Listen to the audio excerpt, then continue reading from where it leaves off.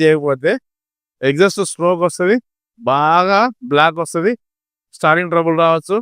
Plus road మీద పోతున్నప్పుడు కూడా స్మోక్గా బాగా రోడ్డు మీద స్మోక్ వస్తుంది.